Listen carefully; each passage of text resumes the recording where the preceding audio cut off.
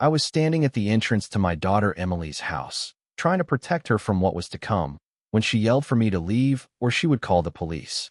Her voice shook with anger, and her eyes were filled with a cold glare. So I just smiled, turned away, and walked off, dialing the realtor's number on my phone. Since they seemed so eager to lose their house, I decided I would help them with that. Jake's face turned beet red when he slammed the credit report onto the break room table. Coffee splashed out of his mug and onto the papers scattered there. These were bank statements I had taken from my pocket, printouts that told a story he had not wanted me to see. He asked me where I had gotten those papers, his voice breaking like a teenager caught in the act. I kept my voice calm, the way I had learned to speak to contractors when a foundation was settling in the wrong way. I explained that the bank had accidentally called my house about a late payment notice for Emily's address. I tapped the statement with my finger, indicating the $53,000 in Jake's gambling debts that were secured against my daughter's house. He took a step closer to me, and I could smell his cologne mixed with nervous sweat. The fluorescent lights above us hummed, and he told me that this was none of my business. I asked him if he really thought it did not concern me, spreading the papers across the table. I pointed out that my daughter was about to lose her home because he could not stay away from poker websites. Jake's expensive watch caught the bright light as he swept the documents off the table. They floated to the floor like autumn leaves. He said that he handled his own affairs and that I needed to stay out of his business. I questioned his word choice and then bent down, picking up each sheet of paper with the same meticulous care I once used when organizing blueprints. I explained that these credit lines were tied to Emily's house, the house she believed was safe, the house she did not know he had been using as collateral.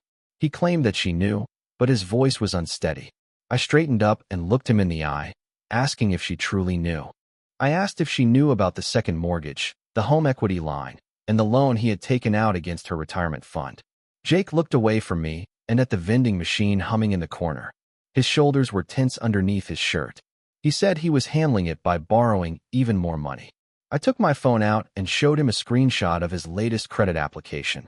This one was for an additional $30,000 taken out against the same house. He quickly turned back around and lunged for my phone. I pulled it back just in time, but not before I saw an expression on his face that was not just anger, but real fear. He said that I did not understand, and his voice was losing its fight. He insisted that he had a system and that it was working. I told him that his system was about to cost my daughter her home.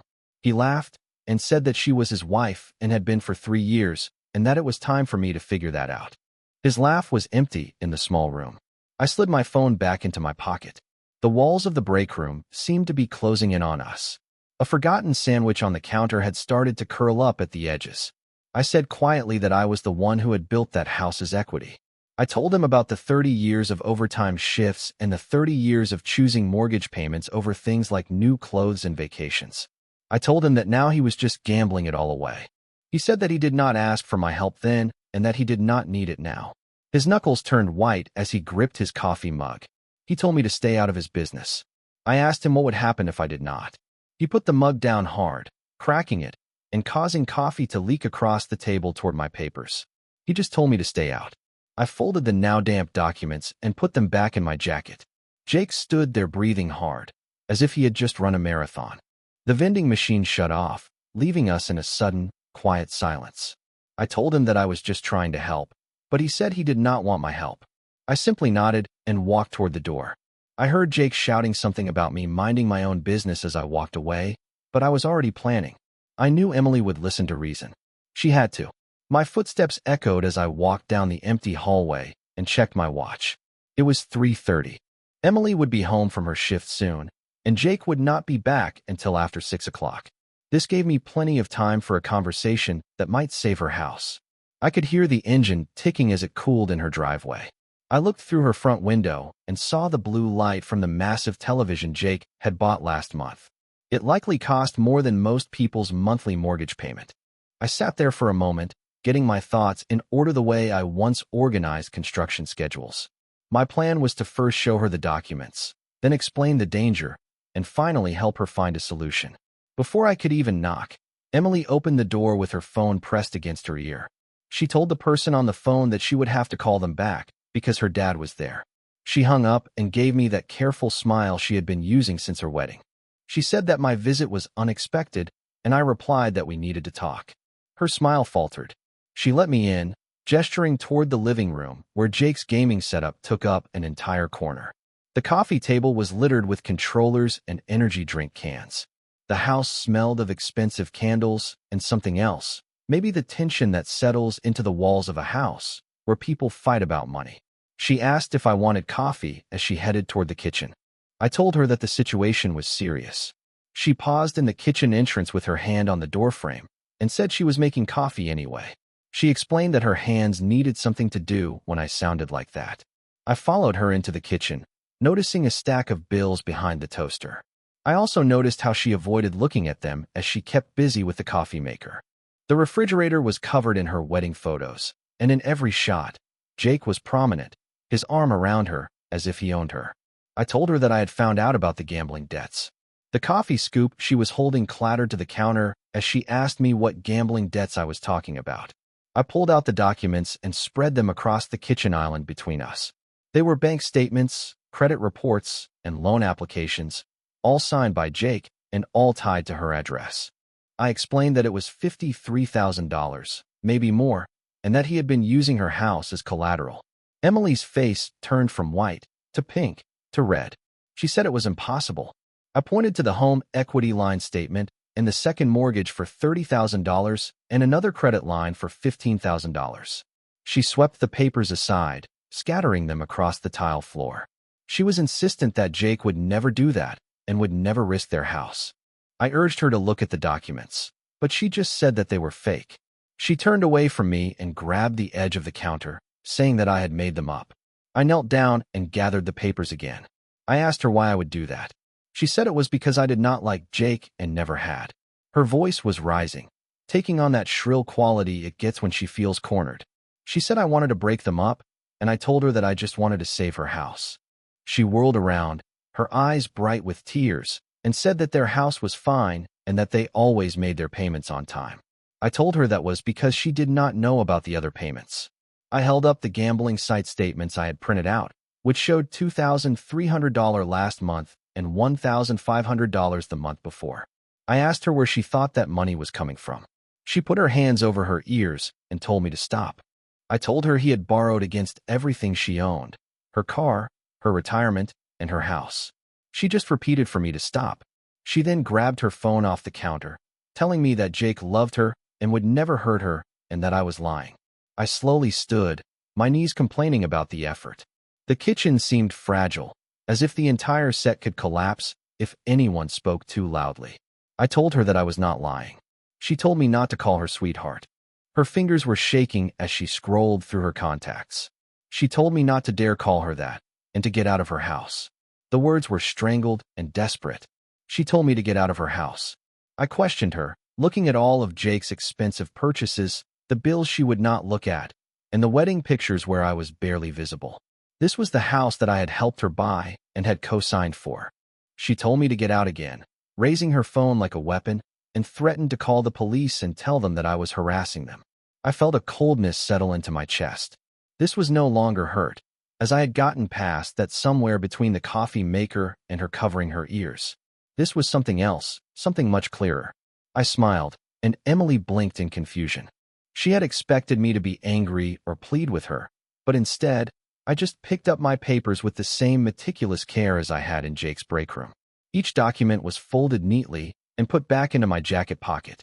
I told her quietly that she would call the police on her father, the one who was trying to save her house. A hint of uncertainty flashed across her face. She said I was not trying to save anything. I was trying to ruin her marriage. I walked toward the door, pausing at the kitchen entrance. Behind me, Emily was clutching her phone like a lifeline. I told her that I hoped Jake was worth it, and she said he was. I replied that I hoped the house was worth it too. Then I let myself out and walked slowly to my car. Emily appeared at the front window with her phone still pressed to her ear, probably calling Jake to warn him about her crazy dad and his fake documents. My car engine started right away, reliable, as everything in my life used to be. As I backed out of the driveway, I saw Emily watching me from behind her expensive curtains. She looked so small in that large window, surrounded by all of Jake's expensive purchases. My little girl who used to help me balance the checkbook and trust me with everything. I drove home slowly, already thinking about my next conversation. This one would be with someone who understood the value of documentation and the legal weight of a cosigner's signature. My house seemed unnaturally quiet after the drama in Emily's kitchen. I put my keys in the small wooden bowl by the door that she had made in the 7th grade and moved through rooms that suddenly seemed too large for a single person. My coffee maker came to life, gurgling with the kind of reliable precision that had once defined my world. As it brewed, I stood at the kitchen sink looking out at my small garden. It was February in Florida, and the citrus trees were heavy with fruit that I would probably eat all by myself. Everything I had built and maintained now felt empty, like constructing a building only to discover that the tenants had left without any notice. I drank my coffee strong and black, as I had learned to do during those early years of the mortgage when cream was a luxury we could not afford. I carried my mug to the living room and sat down in my father's recliner, letting the memories come to the surface. I remembered 1994, when Emily was 7, with a gap-toothed smile and endless questions about why her dad had to work so many nights. I had taken a second job at a concrete plant, mixing foundations until my back ached and my hands were cracked from the lime. I worked 12-hour shifts at the engineering firm and then 6 more hours pouring concrete. That was 18 hours a day, so we could make the mortgage payment 3 days early every month. I remembered how Emily would sit on my lap as I filled out the payment stub by hand and asked me why I paid extra. Her little finger would trace the numbers, always $50 more than was required. I had explained that the bank charged interest every month, and if we paid extra toward the principal, we would save money later on. She nodded, as if she understood compound interest at 7 years old. She had said that we would own the house faster, and I had told her that was right, so it would really be ours. That memory was bitter now, mixed with coffee and 30 years of irony. I had pinched and saved, calculating every extra payment, thinking that I was securing her future and teaching her the value of ownership, of building equity instead of just throwing away money on rent. I remembered the year we could not afford a vacation because our water heater died. Emily had cried about missing the class trip to Disney World, while I used our vacation fund to pay for the plumbing repairs. I had told her that it was our house, and that when you own something, you have to take care of it. But she had forgotten that lesson somewhere between her wedding dress fittings and Jake's promises. She had forgotten the nights I ate peanut butter sandwiches so she could have fresh fruit in her lunchbox. She had forgotten the overtime hours that paid for her college, her car, and her wedding. Jake had never worked overtime in his life. He had never calculated mortgage payments, balanced a checkbook, or chosen between groceries and gasoline. Jake lived in a world where money just appeared when he needed it, and where consequences were abstract concepts that only happened to other people. Emily had chosen that world over mine. My coffee had grown cold while I was remembering. I set the mug on the side table next to the photo of Emily at her high school graduation. She had been so proud that day and so excited about starting college debt-free because her careful father had been planning and saving since she was 7 years old. I said out loud that I had done it all for her. My voice was strange in the quiet house. But that was not entirely true anymore, was it? She had made her choice when she told me to leave. She had chosen Jake's lies over my documents and had threatened to call the police on her own father. Now I had a different choice to make. I could simply walk away and let Jake's gambling addiction destroy everything I had built. I could let them lose the house I had worked 18 hours a day to secure and let 30 years of sacrifice disappear because my daughter preferred comfortable lies to uncomfortable truths.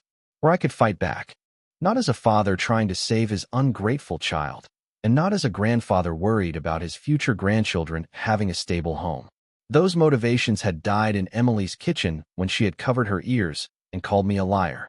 I could fight back as someone who had been cheated, someone whose 30 years of equity was about to disappear into Jake's poker addiction, someone who had been dismissed, disrespected, and told that his opinion did not matter.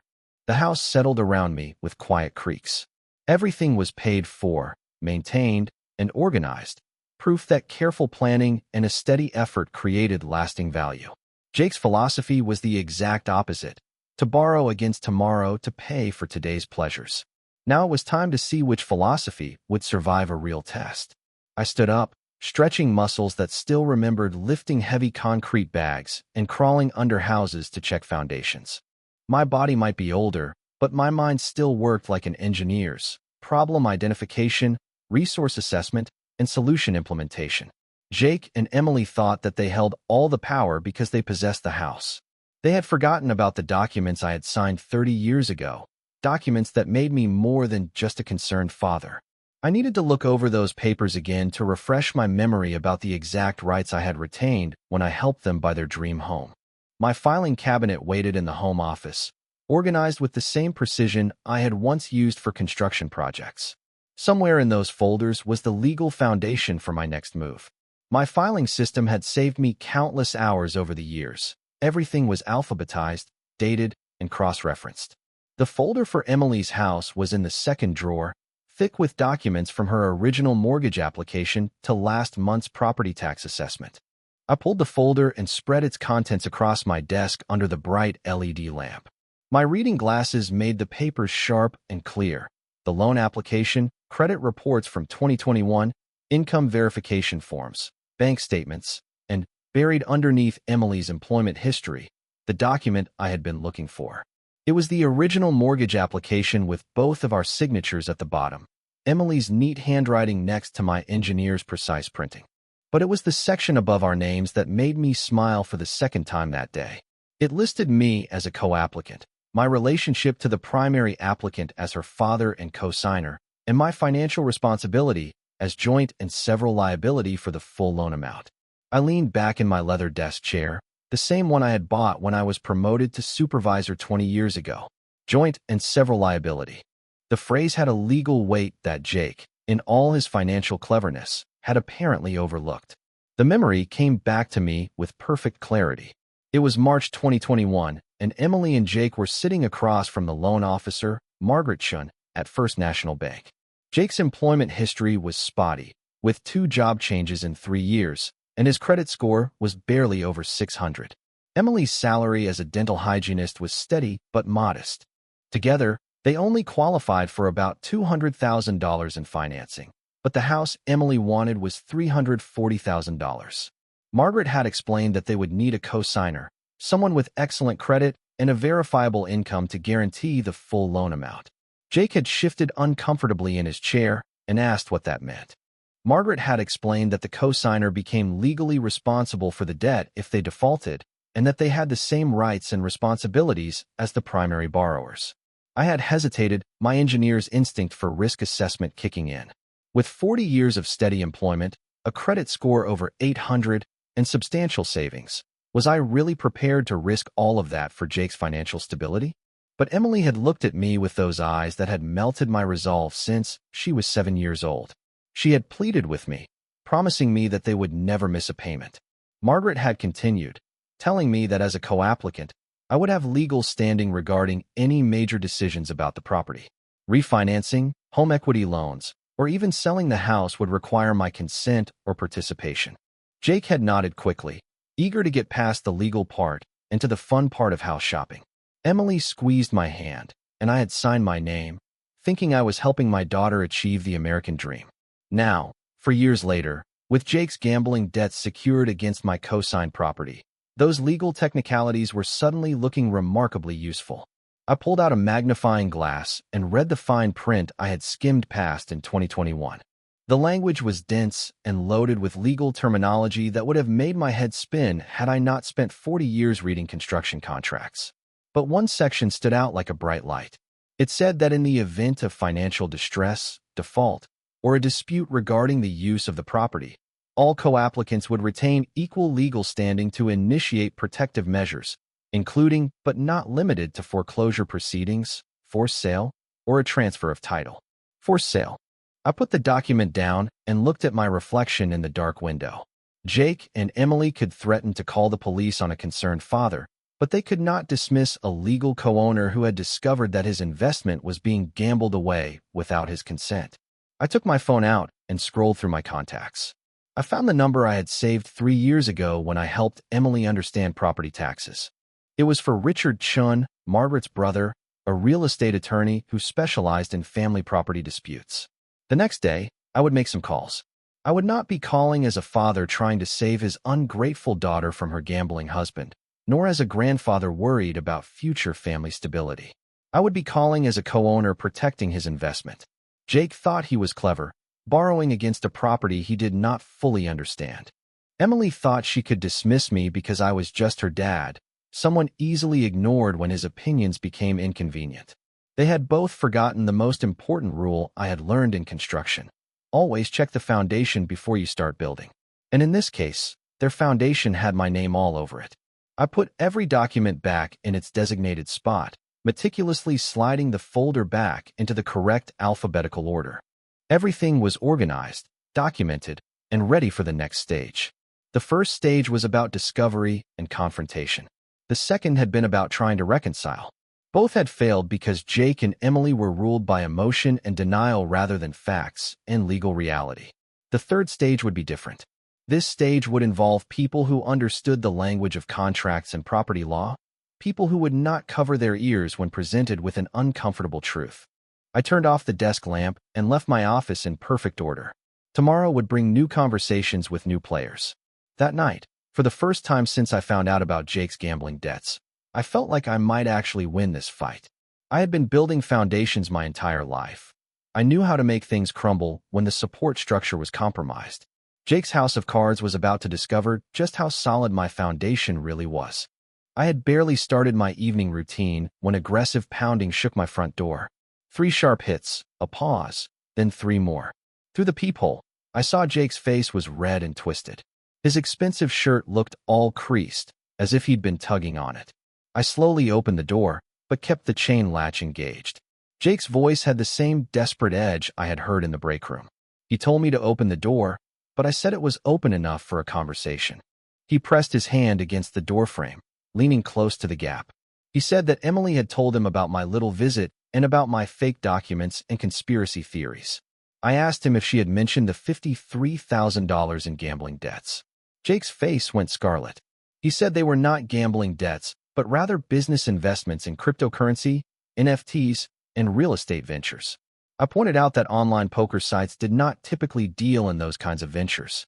He stepped back and then forward again, like a caged animal testing its bars. He told me that I did not know what I was talking about. I reached into my pocket for my phone, and his eyes followed the movement. I asked him if I should call Emily and ask her to come over to hear his explanation about his business investments. He told me not to dare and pointed a trembling finger at me through the gap. He said that I had already done enough damage to his marriage, and I told him that his gambling addiction was doing plenty all on its own. He slammed his hand against the door.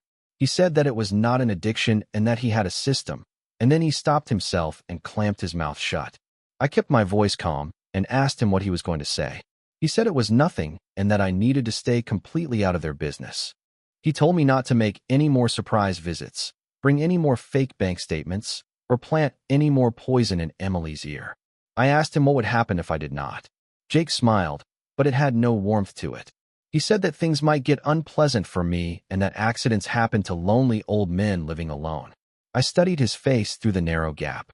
There was sweat on his forehead despite the cold February air. His left hand kept tapping against his thigh in a nervous rhythm I had seen in desperate contractors who knew their bids were about to be rejected. I asked him if he was threatening me, and he said he was explaining reality. He leaned closer, and I could smell alcohol mixed with his cologne. He said that he and Emily were happy and that they were handling their finances just fine. He said that I was not needed, not wanted, and not welcome in their lives. I thought that was an interesting perspective, and he said that it was the only one that mattered. Jake then stepped back from the door and straightened his wrinkled shirt. He told me to stay away from them and that he meant it. I watched him walk toward his BMW that I now knew he could not afford. The engine started with the smooth purr of German engineering purchased with borrowed money. He backed out of my driveway too fast, his tires squealing slightly on the asphalt. I closed the door, unlatched the chain, and then engaged the deadbolt. Through my living room window, I watched Jake's taillights disappear. His visit had had the opposite effect of what he intended.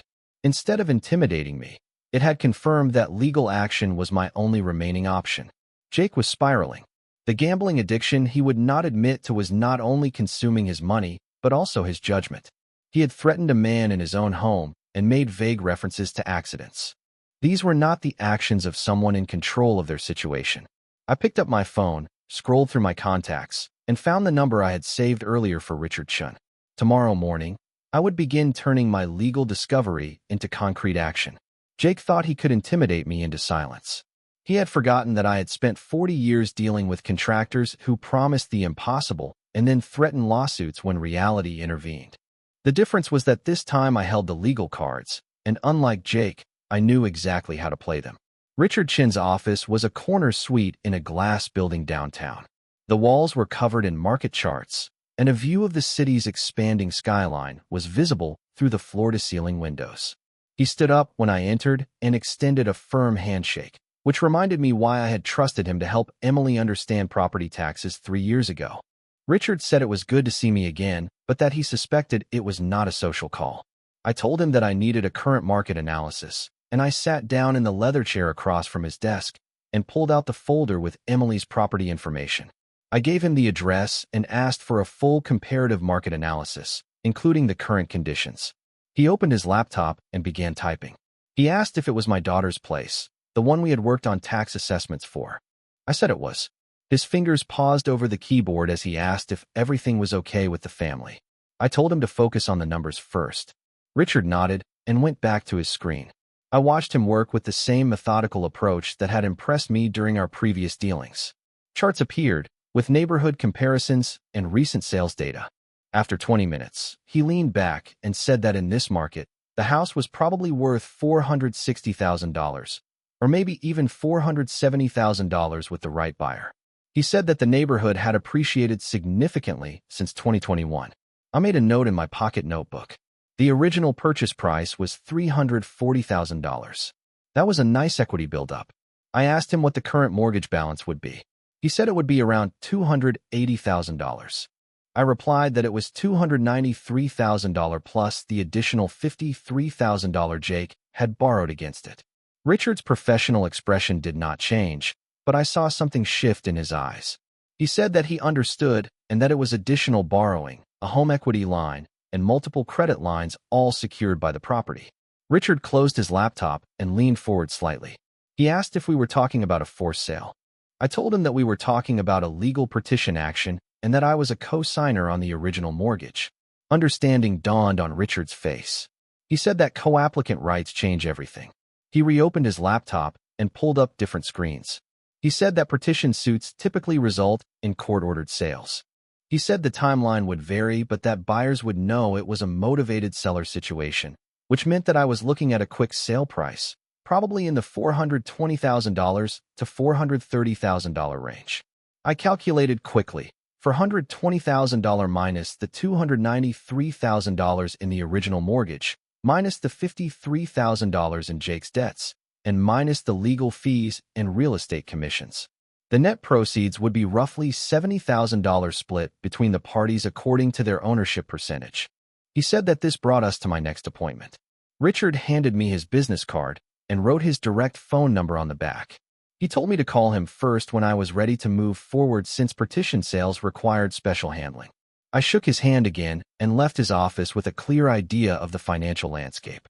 Now I needed legal clarity about the procedural landscape. Donald Kessler's law office felt different.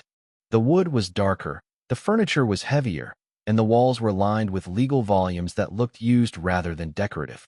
Donald himself was younger than I had expected, maybe 45, with the careful precision of movement that comes from courtroom experience. After reviewing my documents, he said that petition actions were not common in family situations. He said that he usually saw them in business disputes or inherited property conflicts. I asked him what the difference was, and he said it was emotional complexity. He said that business partners might hate each other, but they understood spreadsheets, while family members took everything personally. Donald spread my mortgage papers across his conference table. He said that as a co-applicant, I had more rights than I might think. I was not just a co-signer who guaranteed the debt, but a legal co-owner of the property. He said that this meant that Jake and Emily could not make unilateral decisions about refinancing, additional borrowing, or sale without my consent, and that they had already violated that with the gambling debts. Donald pointed to specific clauses in the loan documents. He said that Florida law provided remedies for co-owners who could not agree on property use. Partition by sale was the nuclear option. It forced a sale through a court order and divided the proceeds according to ownership percentages. He said the timeline was 30 to 90 days, depending on the court schedule and whether they contested. Filing the petition would start a clock that they could not stop. I made more notes, asking about costs, procedures, and potential complications. Donald answered each question with the thoroughness I appreciated in competent professionals.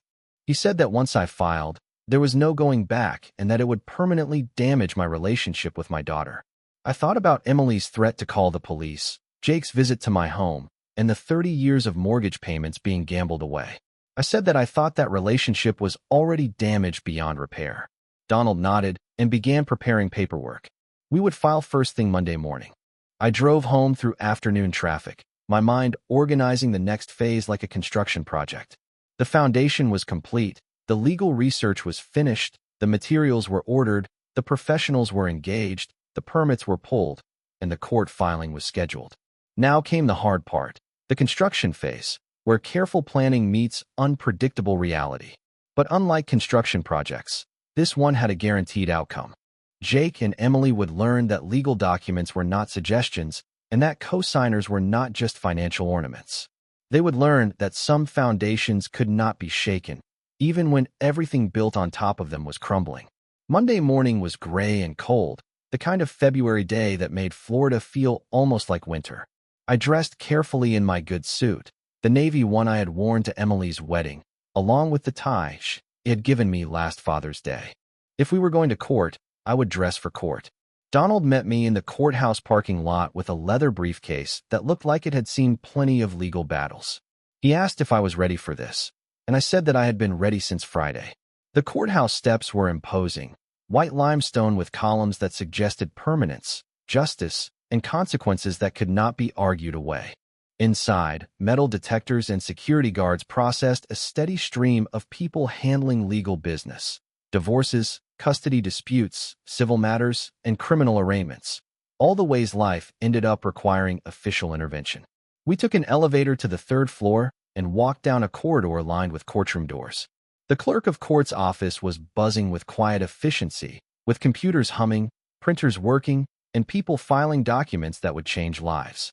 Donald said that we had a final review, and he spread our petition across a small table in the waiting area.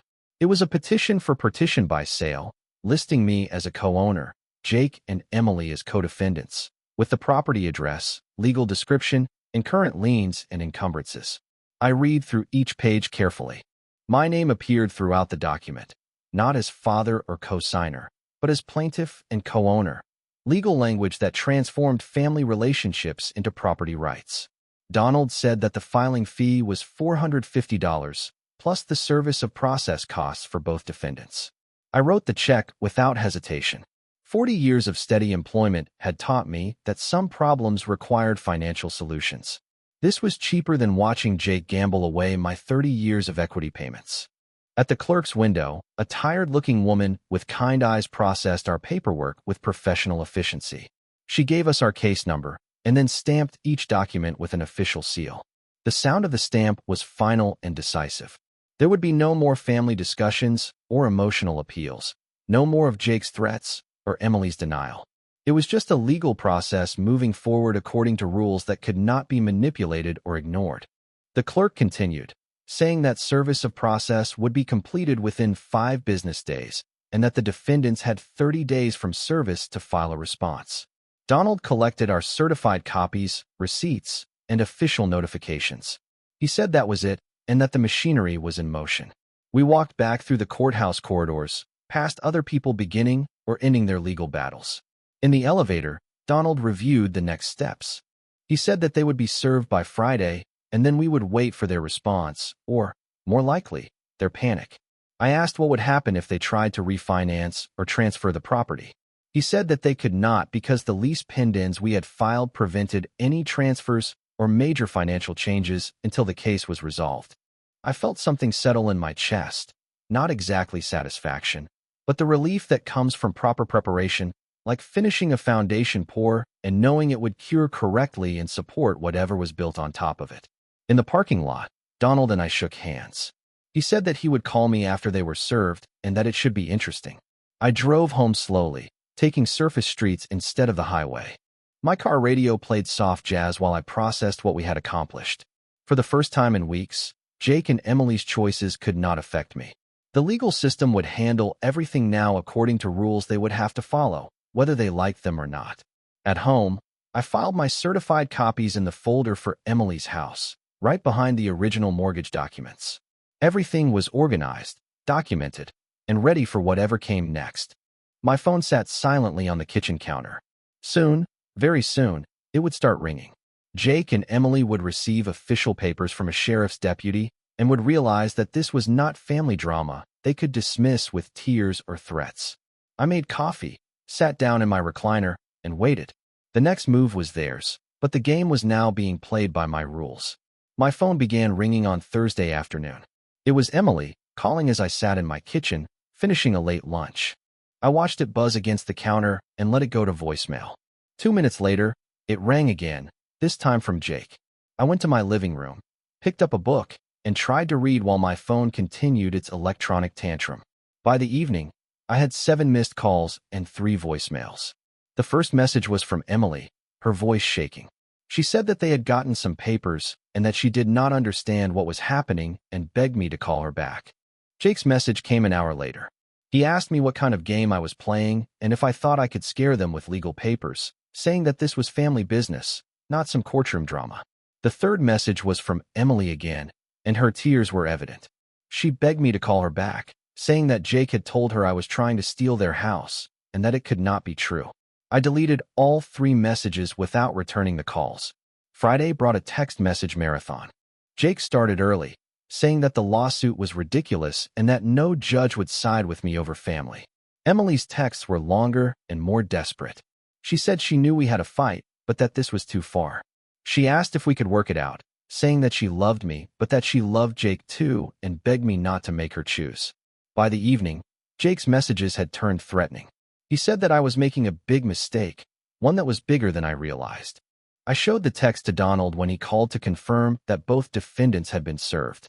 He said that was a standard reaction, with panic, then denial, and then anger. He said what mattered was whether they filed a response by the deadline. I asked what would happen if they did not, and he said it would be a default judgment and the court would grant our petition automatically. Saturday brought a new wave of calls. I let them all go to voicemail and spent the day in my garden, pruning citrus trees and preparing the beds for spring planting. Physical work helped me think, and I needed to consider my next moves carefully.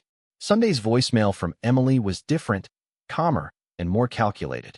She said that Jake had talked to a lawyer who had told him that this petition thing was just a scare tactic and that I did not really want to sell their house. I just wanted attention. She said they were not going to play along and were ignoring the whole legal circus until I came to my senses. I played that message twice and then called Donald. I told him that they were not filing a response, and he asked if Jake thought it was a bluff. I said yes, and he replied that it was perfect and exactly what we wanted them to think. Monday morning brought silence. No calls, no texts, no voicemails. Jake and Emily had decided to ignore the legal system, confident that family relationships were more important than property law. I spent the morning organizing my files, making sure everything was ready for the default hearing. Around noon, I drove to the courthouse and reviewed public records. Sure enough, no response had been filed by either defendant. That evening, I called Richard to schedule the property appraisal that was required for the court-ordered sale. He asked if they were not contesting, and I said that they thought it was a family dispute that did not require a legal response. Richard softly whistled, saying that this was going to cost them about $100,000 in equity. Tuesday brought one final voicemail from Jake, and his voice carried less conviction than before. He said that maybe we had all gotten a little heated and asked if I would come over for dinner that weekend so we could work it out like family. I deleted the message and made coffee. Outside my kitchen window, my citrus trees were heavy with fruit, oranges and grapefruits that had taken years to mature and required patience and consistent care to reach their potential. Jake and Emily had made their choice. They decided that legal documents were suggestions, that court deadlines were optional, and that property law did not apply to their situation. In 2 weeks, they would discover how wrong they were. But by then, it would be too late to change their minds. The legal machinery I had set in motion would complete its work regardless of their family feelings or desperate last-minute appeals. I had given them every opportunity to address the problem responsibly. They had chosen gambling debts over family discussions, threats over honest conversation, and denial over legal reality. Now they would have to live with the consequences of those choices whether they understood them or not. Donald called on Wednesday morning while I was watering my citrus trees. He said that he needed to discuss something with me and asked if I could meet him at his office that afternoon. I arrived at 2 o'clock, and I found him reviewing a thick file folder.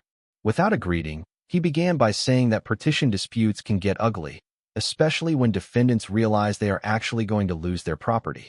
He said that Jake had already made threats and that it concerned him. Donald pulled out several case studies and spread them across his desk. He said that property disputes involving gambling addicts followed predictable patterns, with first denial, then anger, and then desperate actions. I studied the documents, which included police reports, restraining orders, and incidents of vandalism and intimidation. I asked him if he was suggesting that I was in physical danger. I'm suggesting that staying in your current home might not be wise while this plays out. The idea hadn't occurred to me, but as Donald outlined the risks, it made strategic sense. Jake was spiraling, his gambling addiction consuming not just money but judgment. Cornering desperate people in their own homes rarely ended well. That evening I drove through apartment complexes near downtown, looking for temporary housing that met my criteria: a month-to-month lease, furnished, good security, and reasonable proximity to the courthouse. The Palmetto Gardens complex fit perfectly, modest but clean, with a coded entry and an office manager who asked no unnecessary questions. "How long do you anticipate staying?" she asked while processing my application. 2 to 3 months, depending on legal proceedings. She nodded professionally and handed me keys to Unit 2B. Utilities included, parking space 47. I spent Thursday evening packing essentials, clothes for 3 months, legal documents, and basic personal items. Everything else stayed behind. The family photos on my mantle, the tools in my garage, the furniture I had accumulated over 40 years of steady employment. All of it would wait for my return, assuming I chose to return. Friday morning, I loaded my truck with 3 suitcases and a box of legal files. Before leaving, I walked through each room of my house, checking windows, adjusting the thermostat, and making sure everything was secure. In the kitchen, I stopped mail delivery and set up forwarding to my new address. The house would sit empty, but protected, like a foundation waiting for construction to resume. The apartment felt strange after 30 years in my own home. It had generic furniture, neutral colors, and no history attached to any corner or surface. But it also felt safe, anonymous, and removed from the emotional battlefield my family had created. I sat in the unfamiliar living room, looking out at a parking lot instead of my garden, and felt something unexpected: relief. For the first time in weeks, my phone wasn't ringing with threats or emotional manipulation. No one knew where I was except Donald and Richard, both bound by professional confidentiality. Jake and Emily could rage and scheme and threaten all they wanted. They'd be performing for an empty house, their anger echoing through rooms that no longer contained their target. My truck keys sat on the kitchen counter of apartment 2B, ready for whatever came next. The legal machinery would continue its work regardless of where I slept or ate breakfast. Court dates would proceed. Property evaluations would be completed. Sale orders would be executed. The difference was that now I could watch it all unfold from a position of safety and strategic distance. Jake's gambling addiction was his problem. Emily's denial was her choice. The consequences of both were no longer my daily burden to carry. I unpacked my clothes into the apartment's small bedroom dresser, each item representing a practical decision to prioritize my well-being over family chaos. For 40 years, I'd been the responsible one, the reliable one, and the one who solved other people's problems.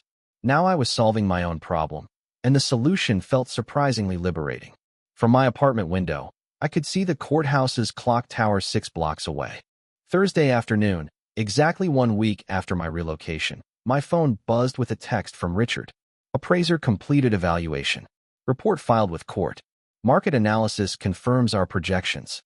20 minutes later, my phone started ringing. Emily's number appeared on the screen, followed immediately by Jake's. I let both calls go to voicemail, made coffee, and waited. The voicemails revealed everything I needed to know. Emily's voice was shaking. Dad, someone came to our house today. A man with a clipboard and camera, measuring everything and taking pictures. He said it was court-ordered for something called partition sale. Dad, please call me. I'm scared. Jake's was barely controlled fury. What kind of sick game is this, Clarence? You sent some appraiser to our house. Our neighbors saw him and asked questions. You're embarrassing us. Call me back now. I deleted both messages, opened my laptop, and checked the court's electronic filing system. The appraiser's report was already uploaded. A $437,000 valuation with detailed photographs and condition assessments. It was professional, thorough, and devastating. My phone buzzed again. A text from Emily. Dad, please just talk to us. We can work this out. Then Jake, this has gone far enough. Call me, or I'm coming to your house. I smiled, knowing he'd find my house empty and my mailbox filling with forwarded correspondence he couldn't intercept. More calls came throughout the evening. 7 from Emily, 4 from Jake, each voicemail more desperate than the last. Emily said, Dad, I drove by your house. Your truck isn't there. Where are you? Why won't you talk to me? I know you're angry, but this is too much. Jake said, You can't hide forever, old man. I found out the appraiser was hired by some law firm. This isn't over. By Friday morning, they had discovered the legal filing. Jake's voicemail was different, smaller, and frightened. I talked to a lawyer. He says you can actually force us to sell our house. That we should have responded to the court papers. Clarence, please, can we meet somewhere? Can we figure this out? I spent Friday afternoon in the courthouse law library, researching similar cases and finding comfort in the systematic way legal precedent created predictable outcomes. Property law didn't care about hurt feelings or family dynamics. It cared about documents, signatures, ownership percentages, and established procedures. Saturday brought a new wave of communication. Emails this time since I'd stopped answering calls. From Emily's email account. Dad, I understand you're angry. Maybe I was wrong to threaten to call the police. Maybe Jake has been borrowing too much money, but forcing us to sell our home. This will destroy our credit, our marriage, and our future. Please don't do this. From Jake. Look, I admit I have a gambling problem. I'll get help. Gamblers Anonymous, counseling, whatever you want. Just stop this lawsuit. We can pay you back over time. I forwarded both emails to Donald with a brief note for the file. Sunday evening, my phone rang 15 times. I turned off the ringer and went to bed early. Monday morning brought new developments. Richard called with updates. 3 potential buyers submitted offers over the weekend. All cash. Quick closing. The forced sale pricing is attracting serious interest. How much? I asked. Highest offer is $425,000. $10,000 below appraisal, but a guaranteed 30-day closing. While I was talking to Richard, my phone buzzed with another call, Austin again. This time when it went to voicemail, I could hear Lindsay crying in the background. Austin's voice was defeated. Clarence, I know you can hear me. We drove around looking for your truck and asked your old neighbors if they knew where you went. No one knows anything. You disappeared like you planned this whole thing. A long pause. Then, we're going to lose our house, aren't we? The lawyer says we waited too long to respond. That the court will just take it away from us. 30 days. We have 30 days to find somewhere else to live. Another pause. I'm sorry. Lindsay is sorry too. We were wrong about everything. The gambling, the threats, telling you to stay away. But please don't make us homeless. We're family. I saved the voicemail and forwarded it to Donald with a note. Evidence of acknowledgement. Family. They'd discovered that word again now that legal consequences were bearing down on them. Family hadn't mattered when they'd covered their ears and called me a liar. Family hadn't mattered when Jake had threatened me in my own home. Family hadn't mattered when Emily had chosen his gambling addiction over my 30 years of sacrifice. But now, facing the loss of their home, suddenly we were family again. The irony was perfect and perfectly meaningless. Legal proceedings would continue regardless of their newfound appreciation for family relationships. The house would be sold, the proceeds divided according to ownership percentages, and justice would be served through proper channels. I made dinner in my temporary kitchen, watched the courthouse clock tower through my window, and felt the satisfaction that comes from seeing carefully planned strategies produce their intended results. The for sale sign appeared on Tuesday morning. I didn't see it installed. That happened while I was at the bank depositing a small consulting check from my former employer. But Richard called with photo confirmation. Professional yard sign, multiple listing service number, motivated seller rider attached below. We already have showing appointments scheduled for this afternoon, Richard said. 2 cash buyers, 1 investment group. The below-market pricing is generating serious interest. I asked him to email me the listing photos. My laptop screen filled with images of Emily's house. Their house technically, though legal ownership was more complicated than they'd ever understood. Professional photography made every room look spacious and bright. Jake's expensive gaming setup had been pushed into corners, and Emily's decorative touches were minimized to appeal to potential buyers. Their home had become a commodity, which was exactly what it had always been from the legal system's perspective. Wednesday brought the official documentation, certified mail to my apartment, a notice of partition sale with specific timelines, buyer qualification requirements, and closing procedures. 30 days for current occupants to vacate voluntarily, followed by sheriff's assistance if necessary. I forwarded the documents to Donald and called to confirm next steps. Everything's proceeding normally, he said. They haven't filed any motions to delay or contest, which suggests they've finally accepted reality. Or they're planning something desperate, he added. Possibly, but legally there's nothing they can do at this point. The sale will complete regardless of their cooperation. Thursday afternoon, Richard called with updates. We accepted the offer from the cash buyer. $425,000, 15-day closing, no contingencies. Your net proceeds will be approximately $78,000 after legal fees, real estate commissions, and outstanding mortgage balance. $78,000, I repeated. Not a fortune, but substantial compensation for 30 years of mortgage payments on a house I'd never lived in. Money that represented justice served through proper legal channels rather than family emotional manipulation. When do they need to be out? I asked. Closing is scheduled for March 28th. They need to vacate by March 25th to allow for a final walkthrough and key transfer. I marked the dates on my calendar and felt something settle in my chest. Not satisfaction exactly, but the calm that comes from seeing complex projects reach completion on schedule. Friday brought a surprise. Emily appeared at my old house, saw my truck wasn't there, and sat on my front porch for an hour waiting. My neighbor, Mrs. Patterson, called to tell me. She looked terrible, Mrs. Patterson said, crying, checking her phone constantly.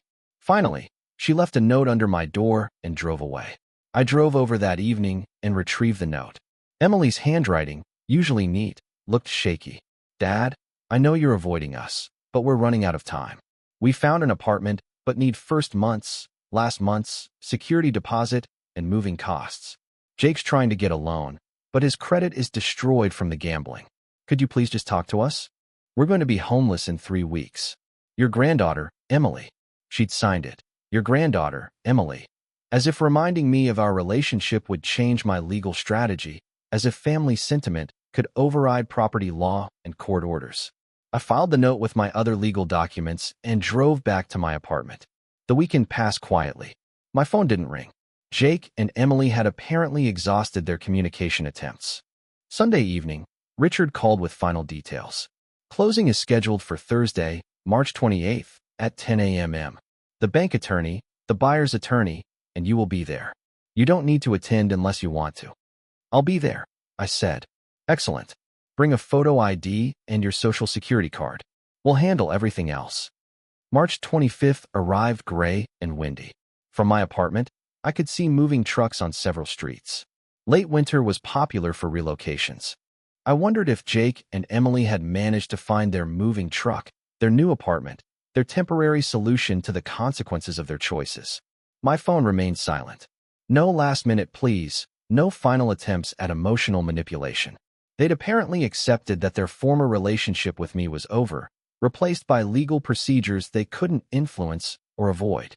Thursday morning, I dressed in my good suit, gathered my identification documents, and prepared to attend the closing that would officially end this chapter of my life. The legal system had worked exactly as Donald promised. Property disputes were resolved through established procedures rather than family arguments. Justice was served through professional channels rather than emotional appeals. In 4 hours, I'd receive a check that represented the vindication of every principle I tried to teach Emily about financial responsibility, legal consequences, and the importance of treating family members with respect. Whether she'd learned those lessons remained to be seen, but the teaching phase was definitely over. The closing took place in a sterile conference room downtown, with fluorescent lights humming over documents requiring signatures. Proceeds to plaintiff Clarence Brooks, the bank attorney read. $78,437. I signed where indicated and watched 40 years of property involvement be reduced to electronic transfers and official stamps. By noon, my phone buzzed with bank confirmation of the substantial deposit, more money than I'd seen at once since retirement. Richard shook my hand in the parking lot. Pleasure working with you, Clarence. Donald was more direct. Justice served. Back at my apartment, I found a voicemail from Emily. Dad, we moved out yesterday. Jake found a job in Jacksonville, so we're starting over there. I wanted to say I understand now about the money, about Jake's gambling, about why you did what you did. I'm sorry it took losing our house for me to see it. I hope someday you'll forgive us. I love you. I played the message twice, then deleted it. Understanding consequences was different from earning reconciliation. Over the weekend, I toured condominiums in a golf course community. Most of our owners are former engineers, teachers, middle management, the sales agent explained. People who saved consistently and planned for retirement. People who understood that financial security came from systematic effort rather than gambling schemes. People who treated legal documents as binding rather than suggestions. I made an offer on a corner unit with a garden view. Jake and Emily were starting over in Jacksonville with damaged credit and expensive lessons about disrespecting family and legal obligations. They'd chosen threats and denial over responsibility, assuming family relationships exempted them from consequences. Thursday afternoon, I walked through my new condo, with sunlight streaming through windows overlooking the golf course. I joined the retirees there soon, not as someone fleeing family obligations, but as someone who'd successfully defended his legal rights against people who'd mistaken kindness for weakness. Justice had been served, lessons had been learned, and I had a new life to build, funded by principles systematically executed through proper legal channels. The foundation was solid. Construction could begin whenever I was ready.